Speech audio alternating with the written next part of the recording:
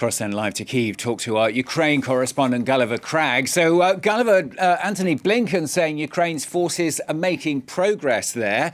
Are they?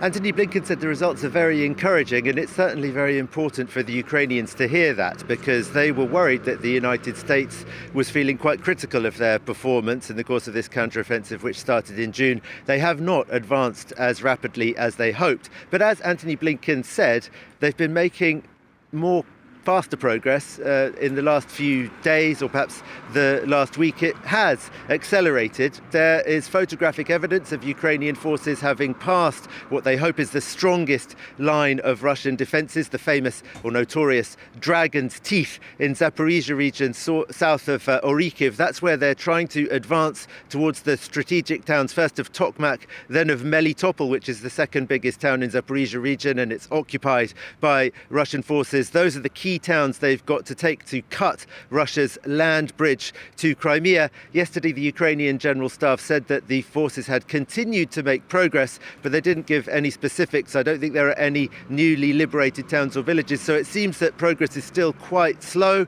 but the Ukrainians are hoping that beyond that first line of defences, the fields are going to be less densely mined, and there are going to be Russians slightly thinner on the ground than the very dense line of defences and these minefields that no one had even really seen such densely mined terrain before in the first phases of the counteroffensive, which they had to cross. Meanwhile, Gulliver, Romania's defence minister has admitted that they have now found some Russian drone fragments on their territory. If you were watching France 24 and other news channels at the beginning of the week, you'll know that earlier Ukraine was saying that must be the case, but the Romanians at the time were denying it, weren't they?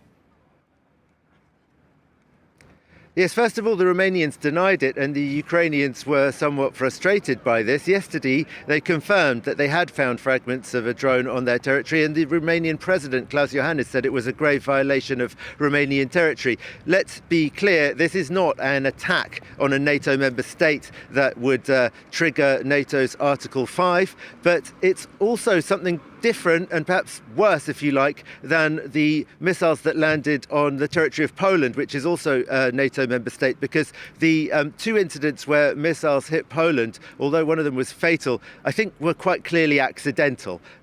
No matter what your interpretation of it was, I don't think it was deliberate. With Romania, it looks as though Russians are using either Romanian airspace or flying extremely close to it in order to avoid Ukrainian air defences as they try to attack the strategic Ukrainian ports of Izmail and Reni, situated on the Danube River, which is just across from Romania. The river makes the border. Meanwhile, in other drone news, Russia is reporting that there have been explosions in Rostov-on-Don, and several cars there have been hit as they shot down what they claim were Ukrainian drones. There are reports of Ukrainian drones attempting to attack several sites in Russia overnight. The Russians say that they've shot them all down.